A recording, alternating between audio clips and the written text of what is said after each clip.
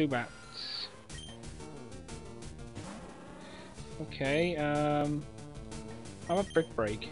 It's like double non-effective, so... Aha! So I'm just gonna catch Zubat, just so I can add it to the Pokedex.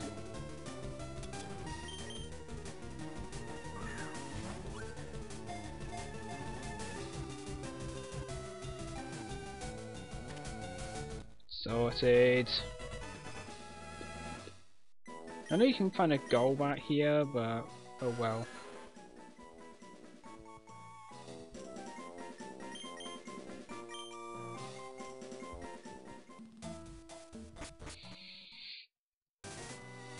Alright, I'm gonna have to fly to Fuchsia. I forgot Aerodactyl's a stolen Pokemon as well, so if I lose the ability to fly. Shit. I'll be fucked then, won't I? Alright, so let's heal up. I'm gonna pay a quick visit to the Pokemart. Just to see, just to get some more Pokeballs. I got like 45 Ultra Balls, I know that.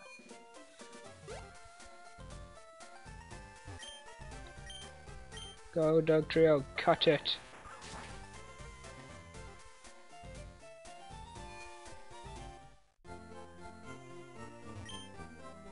Okay, let's...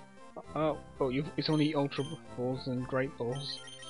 Alright, let's grab another... No, actually, no, not that many. I'll grab another 7. 7 Great Balls. How many Super Potions do I have? 15. 5 more. Just for good measure. 5 more Ultra Balls as well. Shoving it back up to 50.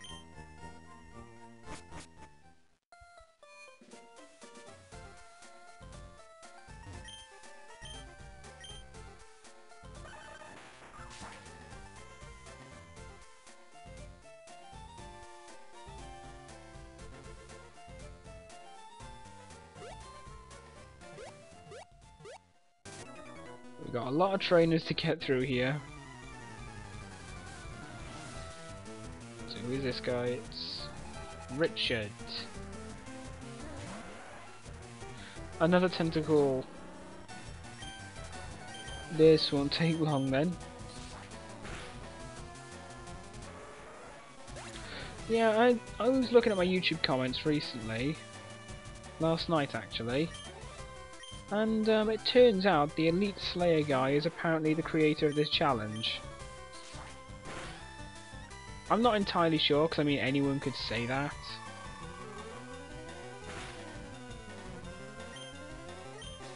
But still, it's not too bad. It's a shame nobody really does this challenge. Everyone's doing like Nuzlocke challenge, etc. I mean, come on, at least find some creativity. I mean, I saw the Avatar challenge before. It's like you can choose to be one of 4 nations, like obviously the Air Nation, the Earth Nation, Fire Nation, and the Water Nation. Fire Nation's a little bit OP because you get Fire, Dark, Electric, and Dragon types. So each nation has access to 4 types. Every nation can also have Normal type, but if the Normal type you have has a second type, then its second type has to be within your nation, otherwise you can't use it.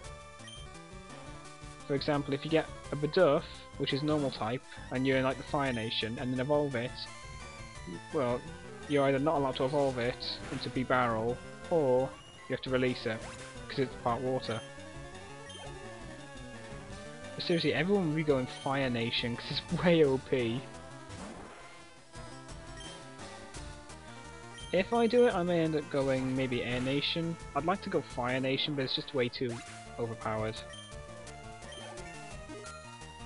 I mean, there's also the Scramble Challenge I'm planning on doing. I've been discussing with quite a few people.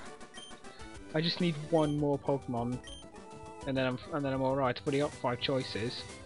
I'm trying to contact my cousin, because me and him used to play Pokemon all the time. No, I'll get my 6th. I've already got like 3 or 4 of them completely sorted. That's choices and evolution conditions.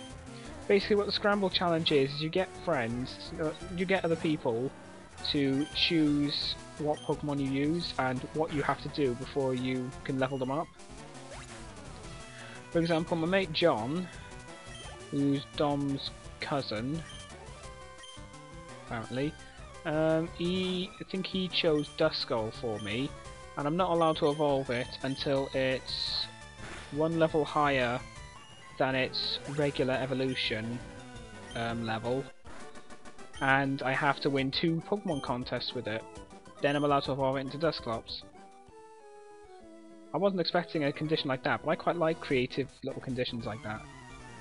I think with Josh he chose Aaron, and every time it evolves I have to wait until 3 levels after its initial evolution level.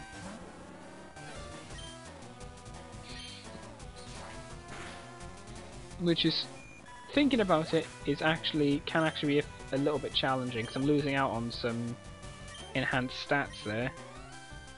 Aggron won't be as strong as I'd like it to be. Stop using Protect, you pussy! Please tell me I'm not the only person who hates it when other people spam Protect. Like that. Just like that. I hate it so much. Fuck it, Pin Missile. Some pins in those little pupils of yours. Stick your tongue out at me.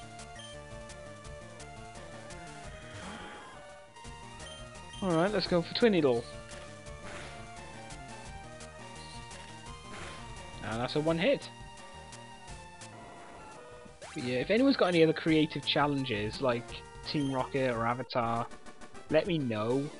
Because I love doing those challenges. I obviously won't be putting them all on YouTube. I've got a lot of other LPs that I'm planning. I mean, the next one's going to be Abe's Odyssey, and then the one afterwards is either going to be God of War 3 or the Scramble Challenge. We'll have to see. It depends if I've got all the Pokemon sorted by then. It's annoying because Josh is really looking forward to the Scramble Challenge. I'm going to be doing it on Emerald.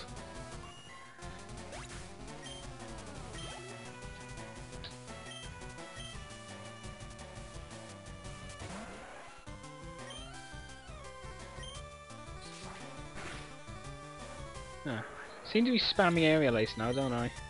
I never usually do that. Another Tentacle. Just because Aerial Ace is the only move that'll be effective.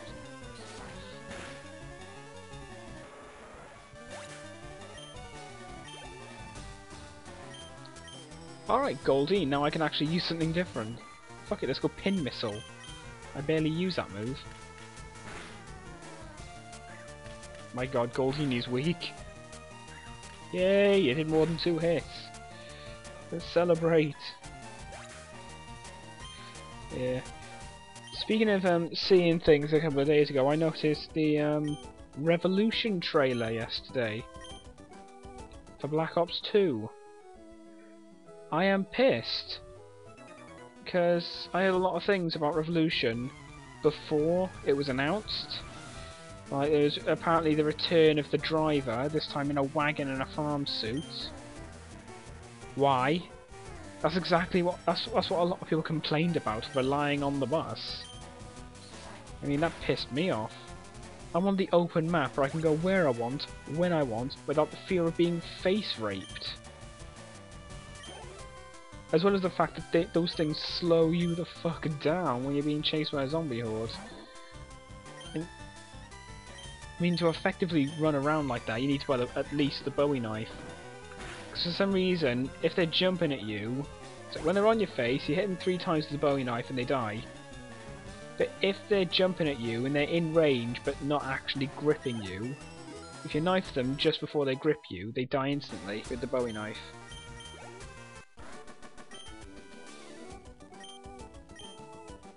It's kind of odd. I mean, I do that all the time now. The thing is, I explore the fog on foot because I have to. I mean, to build a jet gun, to build the obelisk table, just to get around the map instead of waiting for that fucking bus.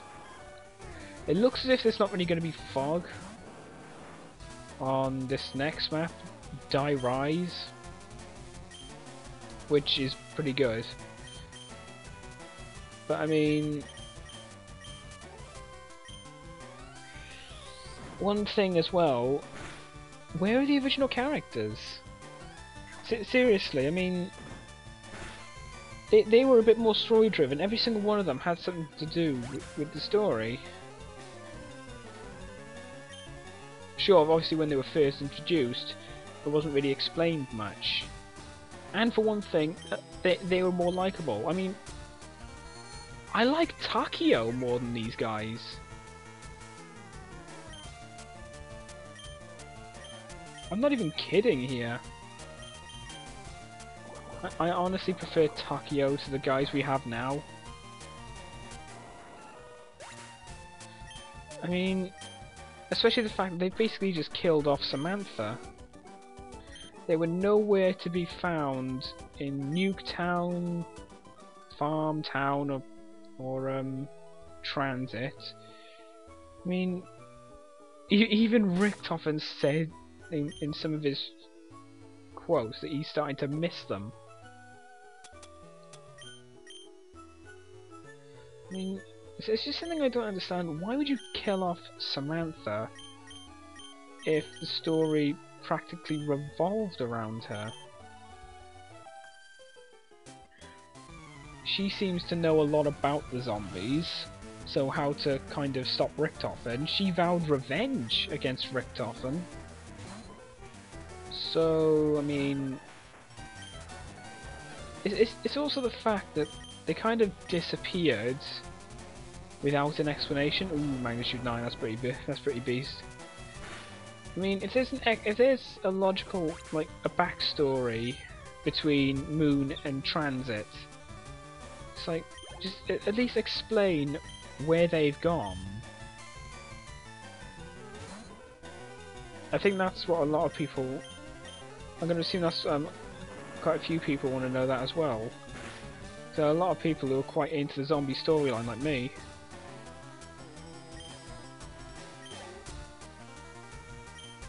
I mean,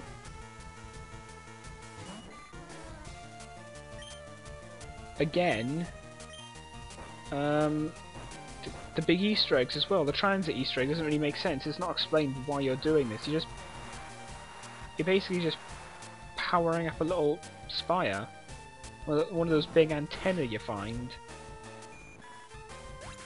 Why? Suddenly, apparently, that is going to be able to restore the planet. I don't really see how. I mean, and why did Maxis blow up the planet in the first place? Sever Richtofen's connection with Earth. That didn't really work, did it? I know I'm starting to go on about it, but it's just something that's been bothering me. I'd like to know that I'm not the only person who's a little bit pissed off with this. I personally think Treyarch's getting a little bit lazy.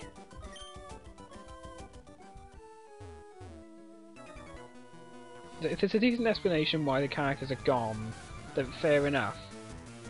Like, did they die on Moon? Did they escape? Are they somewhere else? I mean, it's not said. I mean, I've seen all of the quotes that Richtofen makes, and not even he explains it. All he says is he's starting to miss them. So, explanation, please, Treyarch. Yeah, hopefully the new guys are gonna have a decent backstory. I mean, I know Samuel is the schizophrenic that can hear Richtofen, which is kind of odd, seeing as all four of the characters could hear Samantha. As well as Gersh as well, they can hear Gersh.